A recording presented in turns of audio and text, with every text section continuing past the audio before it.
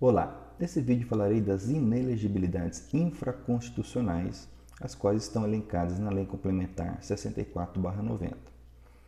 Tal limitação aos direitos políticos só é possível por previsão constitucional, pois o artigo 14, parágrafo 9, nos diz que lei complementar estabelecerá outros casos de inelegibilidade, bem como a duração desse período de inelegibilidade. Pois bem, importante então enfatizar que o entendimento do TSE e do Supremo é da impossibilidade de se criar casos de inelegibilidade sem lei complementar. A própria súmula de número 13 do TSE nos diz que esse parágrafo 9 não é autoaplicável. E, como eu disse, também esse é o entendimento do Supremo Tribunal Federal. Vamos entender aqui o objetivo do Constituinte. Ele diz então que esses casos devem ser criados para proteção da probidade administrativa, para proteção da moralidade para o exercício do mandato, e aqui é importante enfatizar, considerada a vida pregressa do candidato.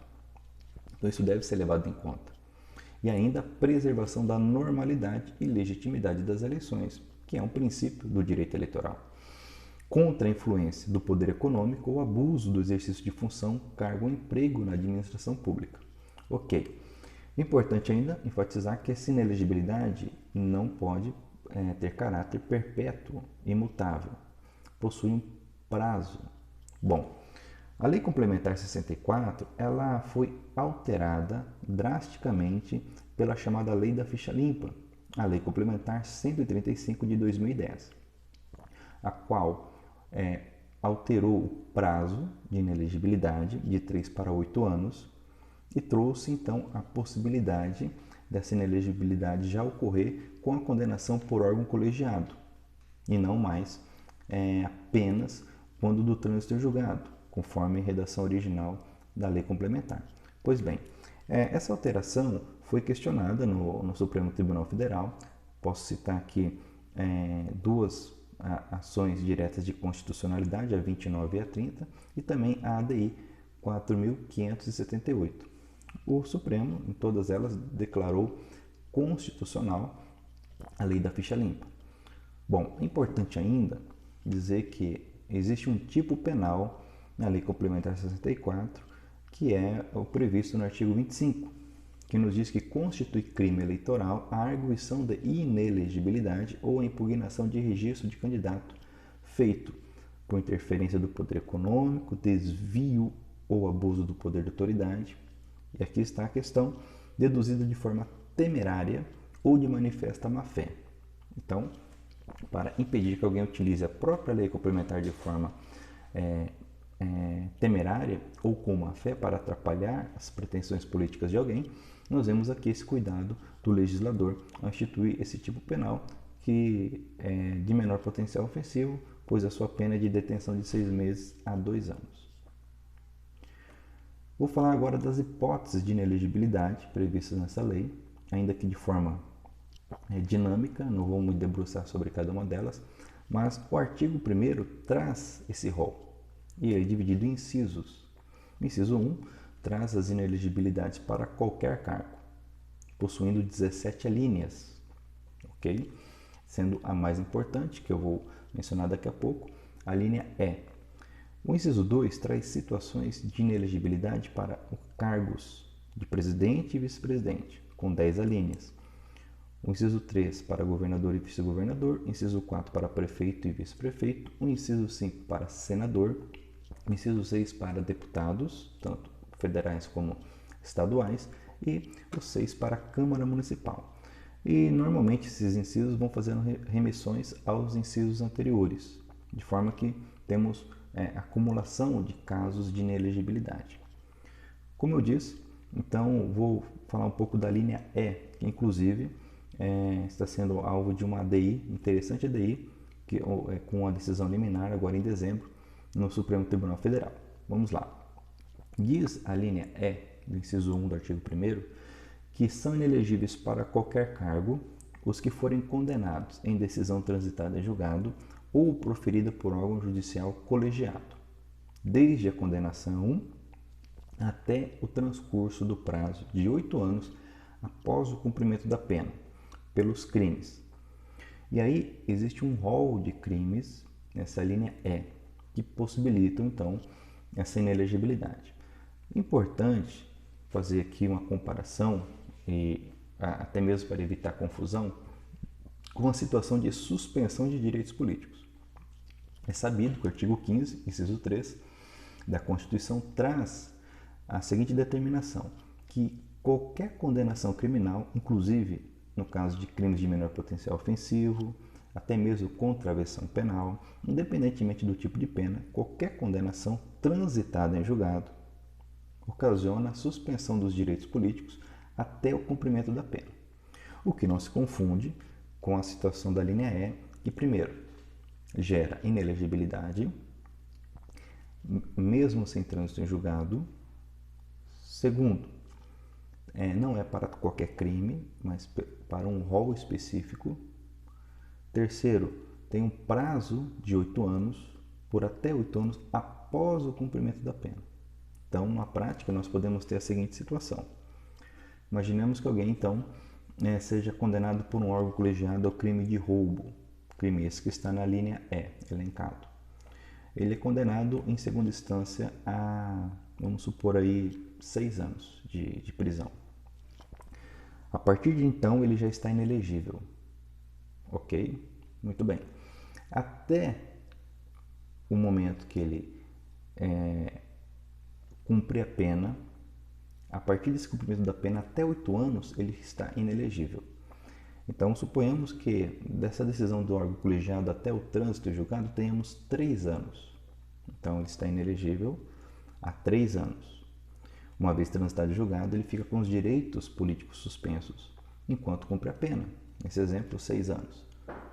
Após o cumprimento dos 6 anos, ele ficará inelegível por 8 anos. Então, se nós somarmos, temos aí 3 com 6, 9 com 8, 17 anos de inelegibilidade. Então, existe essa dinâmica entre a suspensão dos direitos políticos e a inelegibilidade. Importante compreender isso, porque, como eu disse, é muito comum que isso ocorra. Daí porque também nós tivemos uma importante decisão liminar em 19 de dezembro de 2020, da lavra do ministro Nunes Marques, que acolheu um pedido do PDT em uma ADI. A ADI é de número 6630, cujo objeto é justamente essa linha E. Bom, o que foi decidido liminarmente? Foi suspensa a expressão após o cumprimento da pena. O que essa ADI requer é que esse período entre a condenação em um órgão colegiado e até o trânsito julgado, inclusive o cumprimento da pena, seja descontado, que haja uma detração, de forma que o indivíduo fique de fato 8 anos inelegível, e não 15, 20, dependendo do caso concreto, 30 anos inelegível. Ok? Então, com esse intento, foi então manejada esse ADI, e então o ministro Nunes Marques liminarmente suspendeu essa expressão após o cumprimento da pena, ok? E isso valendo para registros de candidatura agora do ano de 2020, que estão no âmbito do TSE e eventualmente do STF. E vamos aguardar qual será a decisão do Pleno do Supremo Tribunal Federal. Essa é uma questão muito interessante porque, de fato, fere, no caso concreto, muitas vezes, a proporcionalidade. Alguém que fique inelegível por 2 décadas, 3 décadas.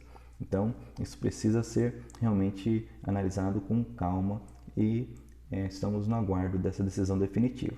Ainda sobre a linha E, nós temos alguns enunciados da súmula do TSE. O de número 61 diz que o prazo concernente à hipótese de inelegibilidade prevista no artigo 1º, inciso 1, a linha E, projeta-se por 8 anos após o cumprimento da pena, seja ela privativa de liberdade, restritiva de direito ou multa.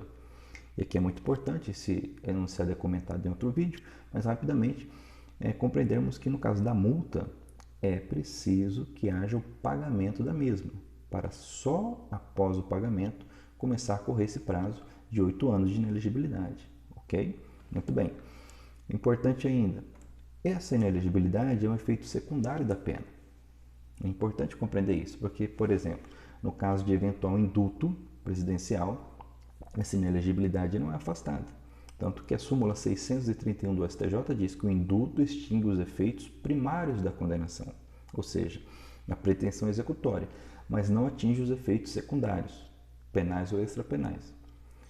Importante ainda observar que essas questões envolvendo condenações criminais por outros órgãos do Poder Judiciário não podem ser revistas pela Justiça Eleitoral quando da análise do registro de candidatura. Então, a súmula 41 diz: não cabe à Justiça Eleitoral decidir sobre acerto ou desacerto das decisões proferidas por outros órgãos do Judiciário ou dos Tribunais de Contas que configurem causas de inelegibilidade.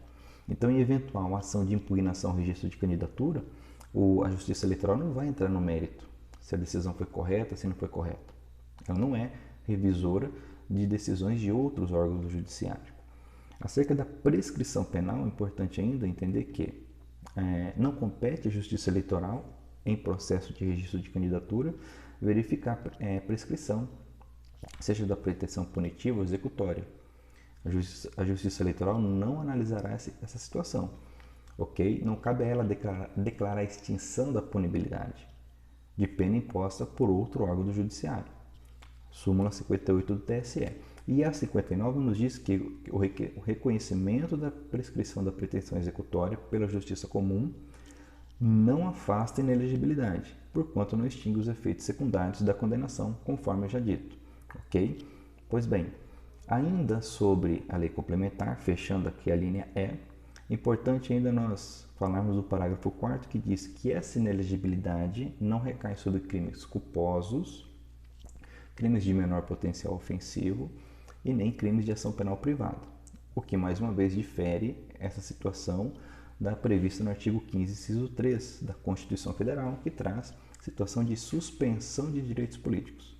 Pois bem, ainda a linha L é muito importante porque ela traz casos de condenação de ato de improbidade.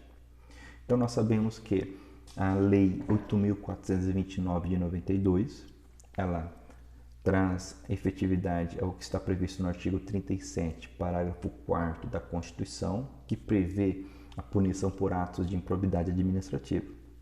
E, além da suspensão dos direitos políticos previstos tanto no parágrafo 4º do 37, como no artigo 15, inciso 4 da Constituição Federal, também é possível que haja inelegibilidade, bem parecido com o que ocorre entre a condenação criminal e o que é previsto no artigo 15, no inciso 3. Então diz a linha L que os que forem condenados à suspensão dos direitos políticos em decisão transitada julgada ou proferida por órgão judicial colegiado. Olha só, não é qualquer ato de improbidade. Por ato doloso de improbidade administrativa que importe lesão ao patrimônio público e enriquecimento ilícito. E aí a dinâmica é a mesma. Desde a condenação transitada julgada até o transcurso de 8 anos após o cumprimento da pena. E aqui nós temos as mesmas observações em relação à condenação criminal, ok? E com isso, eu termino aqui essa breve análise desses casos de inelegibilidade infraconstitucionais. Lembrando da importância de se ler os incisos do artigo 1º, pois existem várias hipóteses de inelegibilidade, tanto por condenações até mesmo administrativas, como condenações de âmbito civil, como é o caso aqui da própria improbidade administrativa, ok? Mas é importante entender essa dinâmica e diferenciar em relação à suspensão dos direitos políticos, ok? Muito bom!